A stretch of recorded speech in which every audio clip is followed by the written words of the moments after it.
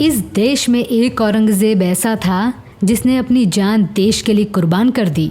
जी हाँ, उस औरंगज़ेब के शहीद होने के बाद उनके पिताजी ने ये भी कहा कि इस देश के लिए उनके दूसरे बेटे भी बलिदान देंगे। मैं 2 भेज दिए, उसके बाद मेरे पीछे भी लाइन लगी हुई है। अभी मैं सबको भेजूंगा। दोस्तों, क्या ये बात आपको पता है? ऐसा भी नहीं है कि ये किस्सा दशकों साल पुराना है। सिर्फ 4 साल पुरानी इस घटना का जिक्र वो नहीं करेंगे जिन्हें 400 साल पुराने औरंगज़ेब से इस कदर तक हमदर्दी है जैसे मानो वो औरंगज़ेब का वंशज हो। बड़ा दुख होता है जब कोई पढ़ा लिखा इंसान, राजनेता और यूनिवर्सिटी में पढ़ाने वाले लोग गलत जानकारी देकर लोगों को गुमराह करते हैं। बहुत ईमानदार आदमी है, इस बात पर मैं हमेशा समर्थन करता हूँ।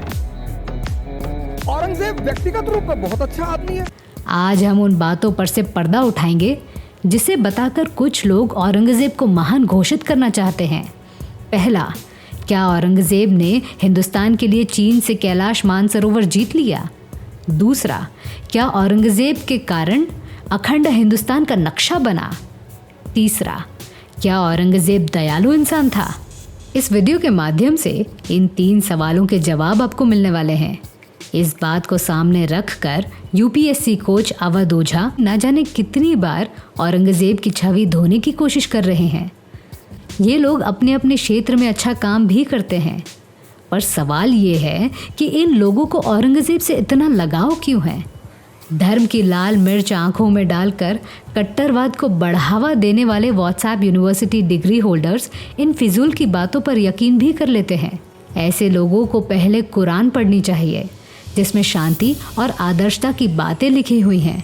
उसके बाद औरंगज़ेब का जीवन चरित्र पढ़ो और सोचो कि औरंगज़ेब ने अपने जीवन काल में जो कार्य किए थे, क्या वो कुरान को शोभा देगा? दोस्तों, ये सवाल जितना आसान है उससे भी ज़्यादा आसान इसका जवाब है। आज भी भारत के लोगों को मराठा साम्राज्य का इतिहास पता नहीं है। मराठा के साथ साथ सिख साम्राज्य को भी इतनी अहमियत नहीं मिलती।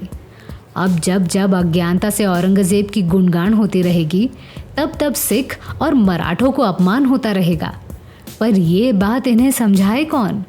समझाने वाली बात को छोड़ दिया जाए तो इस बात पर भी गौर करना ज़रूरी है कि औरंगज़ेब को महान इंसान बनाने के लिए जिन कहानियों का जिक्र होता है उसमें कितनी सच्चाई है।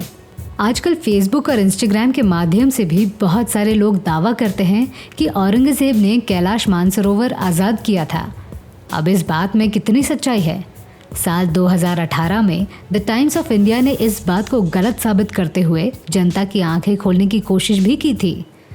हिमालय ऐसी जगह है जो भारत समेत चीन, मंगोलिया और तिब्बत के लिए सुरक्षा कवच था। आज के ज़माने में भी कोई इंसान इस बर्फीले दीवार को पार नहीं कर सकता, तो उस ज़माने की बात करना भी गलत हो जाएगा। और वैसे भी कैलाश मानसरोवर जैसी जगह तिब्बत शासन में आता था। उस वक्त चीन और तिब्बत अलग अलग राज्य हुआ करते थे, तो औरंगज़ेब ने कैलाश मानसरोवर चीन से कैसे छीन लिया? टाइम्स ऑफ इंडिया के अलावा अलीगढ़ मुस्लिम यूनिवर्सिटी के प्रोफेसर नदीम रिजवी ने भी इस बात को खारिज किया है। सीधी बात है कि ये देश प्यार और बलिदान से बना हुआ है। इस देश को ज़रूरत है आतंकवादियों का सामना करते हुए शहीद होने वाले औरंगज़ेब की और उनके पूरे परिवार की। अगर किसी को महान बनाना है तो इस औरंगज़ेब को बनाओ। ऊपर से झूठी जानकारी देकर मुंह काला करवाने की ज़रूरत भी नहीं होगी। हिंदुस्तान का इतिहास ही कुछ ऐसा है कि इस पावन भूमि ने हर धर्म के लोगों का सम्मान किया है, पर अराजकता फैलाने वाले मुग़ल शहंशाह औरंगज़ेब को महान बनाने की कोशिश करनी ही है तो पंजाब या महाराष्ट्र के लोगों के सामने अपनी ज़ुबान खोल कर दिखाओ। यहाँ के लोग आपको सही सलामत वापसी करने नहीं देंगे। यूपीएससी कोच अवध ओझा के अनुसार औरंगज़ेब एक दयालु राजा था, तो फिर सिख साम्राज्य के गुरु और मराठा साम्राज्य के छत्रपति को बेरहम तरीके से क्यों मारा था? अवध ओझा का कहना है कि औरंगज़ेब ने जसवंत सिंह को माफ़ कर दिया था। अब राजपूत कब से मुग़लों से माफ़ी मांगने लगे? यूपीएससी की ट्रेनिंग देने वाले अवध ओझा को ये पता होगा कि जब औरंगज़ेब राजा बना तब उसके मंत्रिमंडल में बहुत सारे राजपूत लोग भी थे। अपनी भूमि बचाने के लिए उन्हें मुगलों का साथ देना पड़ा। मुगल साम्राज्य का अगला बादशाह चाहे जो भी हो, उन्हें उनका साथ देना ही था। बहुत सारे लोग कहते हैं कि जय सिंह औरंगज़ेब का खास दोस्त था, तो इस बात से ये थोड़ी दिखता है कि औरंगज़ेब गैर मुस्लिम लोगों से प्यार करता था। ये लोग दर्शकों को ये नहीं बताएंगे कि औरंगज़ेब ने बुरहानपुर में जय सिंह को मरने की हालत में छोड़ दिया था। औरंगज़ेब को जय सिंह और उनके दोनों बेटों पर शक था। औरंगज़ेब को पूरा यकीन था कि छत्रपति शिवाजी महाराज को आगरा से निकालने के पीछे राजपूतों का हाथ है। फेसबुक, इंस्टाग्राम रील्स के माध्यम से ये झूठ फैलाया जाता है कि औरंगज़ेब ने हिंदुस्तान को बनाया था, सभी रियासतों को एक साथ लाया था। इसका मतलब आपके लिए भारत का इतिहास तब से शुरू होता है जब मुगल भारत आए थे।